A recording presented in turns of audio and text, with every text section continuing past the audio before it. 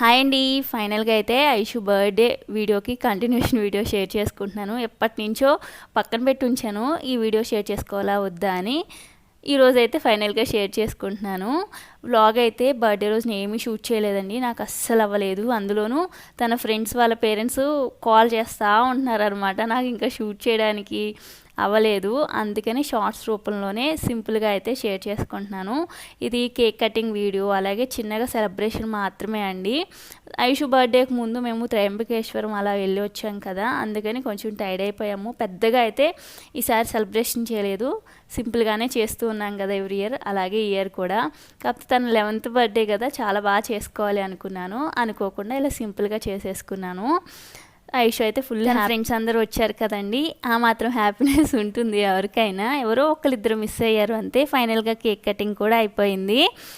ఆ తర్వాత ఇంకా డిన్నర్ ప్లాన్ ఏం చేయలేదండి, సింపుల్గానే చేసేసాము. జస్ట్ స్నాక్స్ మాత్రమే పెట్టామన్నమాట. మేము త్రయంబకేశ్వరం వెళ్ళి వచ్చి ఉన్నాం కదా, నాన్ వెజ్ ఏం వండలేదు.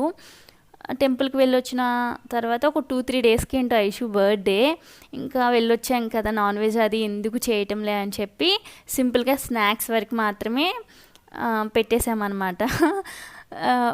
Full happy. ఇంకా ఐషు అవుట్ఫిట్స్ విషయానికి వస్తే మీతో షేర్ చేసుకుంటా అన్నాను కదండి, ఖచ్చితంగా చెప్తాను. మార్నింగ్ తను వేసుకున్న డ్రెస్ గ్రీన్ కలర్ది లాంగ్ ఫ్రాక్ స్టిచ్ చేశాను కదా, అది నర్సింగ్లో తీసుకున్నాను. శారీ తీసుకున్నానండి. శారీ కాస్ట్ వచ్చి 950 పడింది. అంటే మనకి మెటీరియల్కి అంటే లైనింగ్ అదంతా కలిపి నాకు 1100 1150 అంతే అండి, ఆ కాస్ట్లో అయిపోయింది. స్టిచ్చింగ్ నేనే కాబట్టి నాకు ఈజీగా వచ్చేసింది 1150లో లాంగ్ ఫ్రాకు. ఇంకా ఈవినింగ్ది ఈ డ్రెస్ వచ్చి జస్ట్ మెటీరియల్ కాస్ట్ నాకు 1200 అలా పడిందండి. ఈ కలర్ కాంబినేషన్లో ఐషుకి లంగా జాకెట్ అయితే అస్సలు లేదు, ఎలా ఉంటుందో ఏమో అనుకున్నాను.